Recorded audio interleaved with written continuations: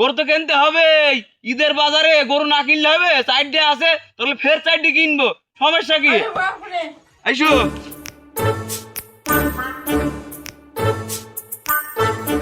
ও ভাই, বাড়িতে আছেন নাকি?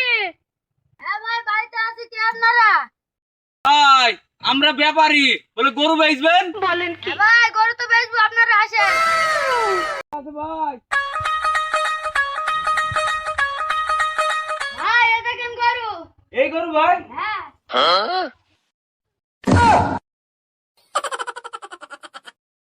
আচ্ছা ভাই, এই গরুর দাম কত ভাই? ভাই এই গরুর দাম 3 লাখ।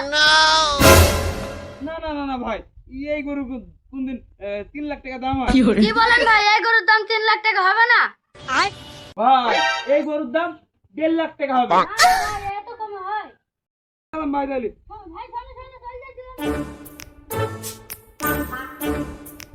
ভাই 1.5 লাখ না 2.5 লাখ কই দাও, আজ থেকে তুমি আমার খালো। না না ওইটা কইলে হয়? আমার সাথে আমার পার্টনার 2 বছর ধরে ব্যবসা করছে। পার্টনার কইলে হয়? পার্টনার এই গরুটা 2.5 লাখ টাকা দিয়ে নিয়ে যায়। আচ্ছা দেখছি। ভাই এই নাও, তোমার 2 হাজার টাকা বায়না দিয়ে গেলাম। আইসো পার্টনার। ও আরেকটা কথা ভাই, আমরা গরু নিয়ে যাবো, ওই ঈদের দুদিন আগ দিন নিয়ে যাবো ভাই। ঠিক আছে ভাই। পার্টনার কাল তো ঈদ, চলো গরুটা নিয়ে আসি গে। হ্যাঁ চলো চলো।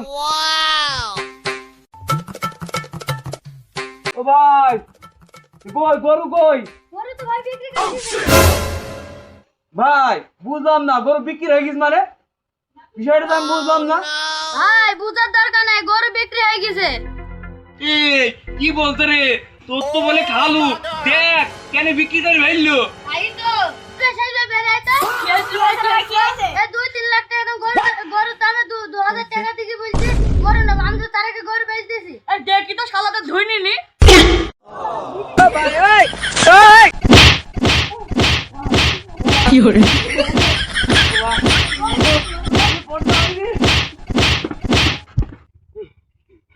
এই তোর বলে খালু হয়, গরু দিলি কেন আর মারলি কেন?